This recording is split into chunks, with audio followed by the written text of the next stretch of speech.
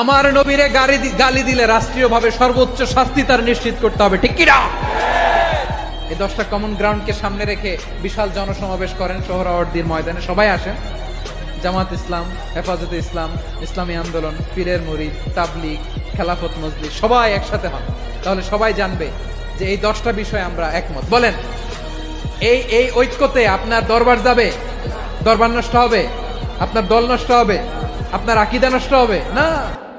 আমার মাথার তাজ সম্মানিত ওলামায়ে একরাম, এই 10টা কমন গ্রাউন্ডে যদি এক হন, আপনার আকীদা নষ্ট হবে? আপনার আকীদা আপনার, আমার আকীদা আমার, আপনার দল আপনার, আমার দল আমার, আপনার পলিসি আপনার, আমার পলিসি আমার, কারো কিছু নষ্ট হবে না। কিন্তু যে বিষয়ে আমরা সবাই একমত, এরকম 10টা মৌলিক পয়েন্টে আমরা একমত হতে চাই কি চাই না?